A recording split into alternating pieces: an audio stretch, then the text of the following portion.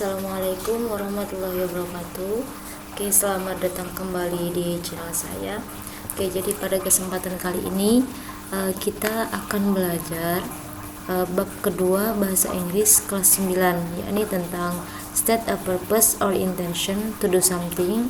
Kemudian yang kedua, kita akan belajar tentang agree or disagree with a suggestion or an idea. Oke, sebelum saya lanjutkan ke pembahasannya, jangan lupa untuk subscribe, like, dan komen ya, dan jangan lupa untuk share sebanyak-banyaknya. Oke. Dan mohon maaf kalau suara saya sedikit ada gangguan karena saya sedang flu ya teman-teman ya. Jadi agak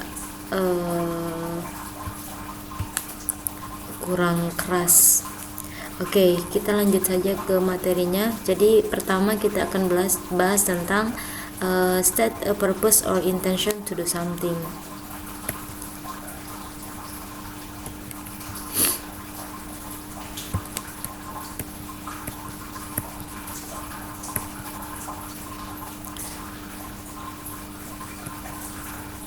Oke, jadi stating purpose or intention itu merupakan ungkapan yang digunakan untuk menyatakan maksud dan tujuan melakukan sesuatu.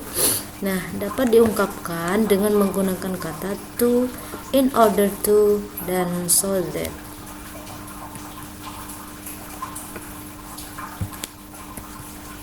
Nah, sekarang kita bahas ke yang pertama, yakni dengan menggunakan kata to. To ini adalah untuk menyatakan untuk atau supaya. Nah, biasanya diikuti dengan verb bentuk pertama atau be. Nah, to plus verb 1. Nah, contohnya itu begini. We should eat enough vegetables, fruit, rice, meat, fish, tofu, and tempeh to be healthy. Nah, di situ ada kata to. To ini artinya adalah untuk atau supaya sehat. Nah, atau we can jog to have stronger lungs, atau swimming is also good to stay in shape. Jadi kita seharusnya makan yang cukup, sayur, kemudian buah, nasi, ikan, daging, tahu, dan tempe supaya sehat. Itu. Jadi kita gunakan to plus be, atau di sini kita gunakan to plus have untuk memiliki paru-paru yang lebih kuat. Itu. Atau kita gunakan to stay, artinya poinnya adalah kita gunakan to plus verb 1 untuk menyatakan supaya atau untuk. Oke, selanjutnya kita bahas mengenai in order to. In order to ini adalah menyatakan supaya atau agar. Biasanya setelah frasa ini kemudian diikuti dengan verb atau be untuk nominal sentence. Contoh penggunaan in order to dalam buku itu seperti ini ya. Nah, teman-teman, itu mengenai nominal sentence sudah tidak asing pastinya. Jadi sering kita bahas bahwa nominal sentence itu adalah kalimat yang tidak ada pekerjaannya. Jadi kita menggunakan be.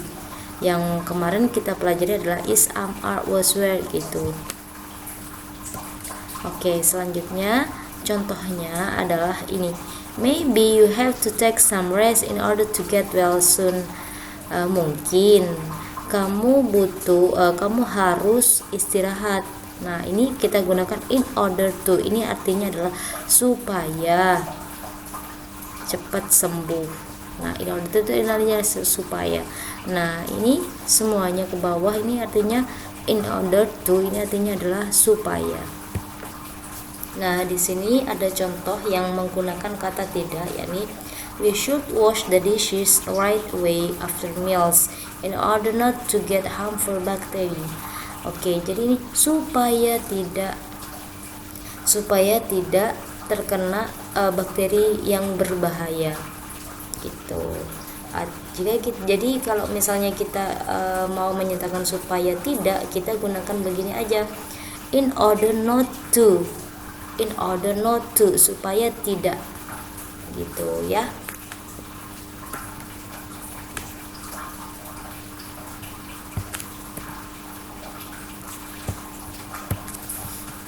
Oke, selanjutnya kita bahas mengenai so atau so that. Nah, so that berarti sehingga. Biasanya setelah frase ini diikuti oleh subjek.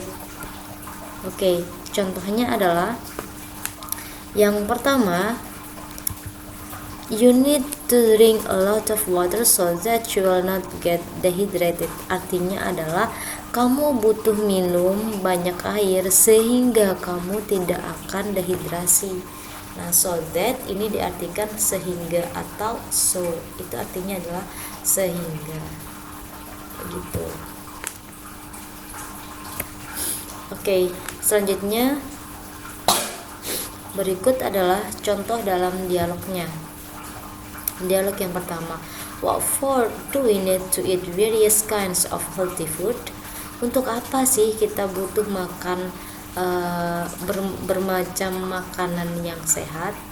Nah, katanya si Zahra ini ngomong to be healthy, supaya sehat. Nah, atau yang ini, in order to get rid of dirt, supaya. Nah, ini sehingga tidak ada nyamuk di rumah kita, kayak gitu.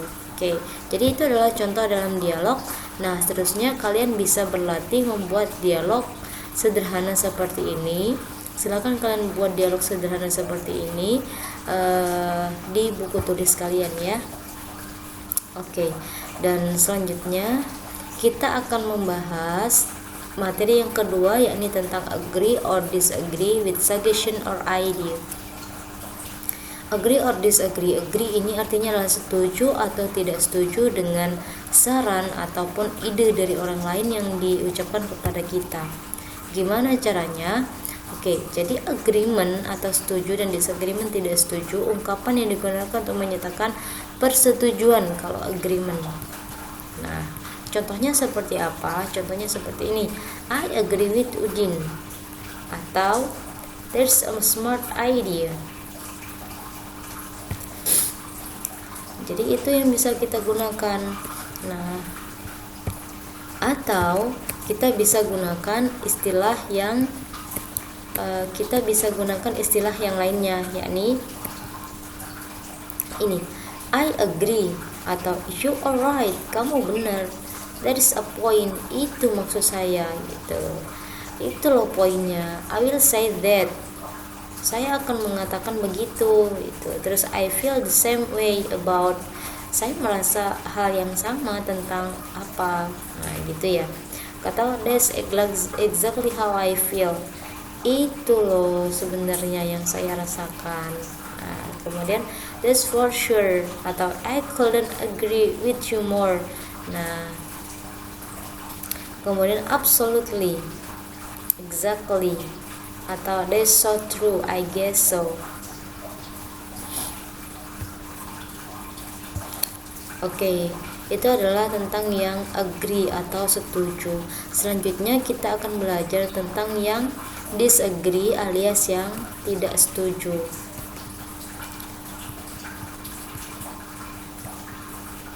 Oke, jadi ungkapan tidak setuju ini digunakan untuk menyatakan disagreement ini adalah untuk menyatakan tidak setuju ya. Contohnya, I don't think that is a good idea. Jadi saya nggak mengira loh itu adalah ide yang bagus. Atau yang kedua, I don't agree with you Siti. Saya tidak setuju denganmu Siti. Nah, gitu.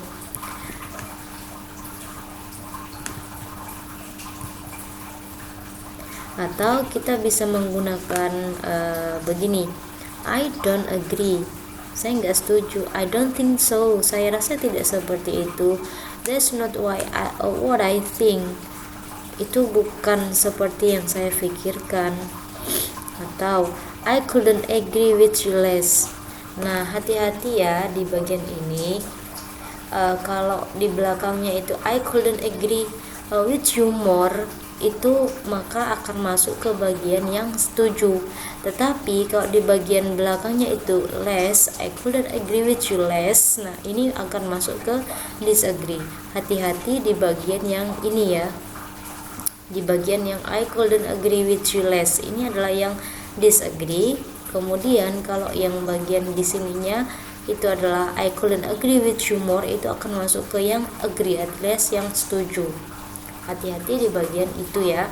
Kemudian kita bisa menggunakan, nah ini banyak banget kan, bisa kita gunakan I'm not sure about that dan lain sebagainya. Oke, sekian saja pemaparan materi saya di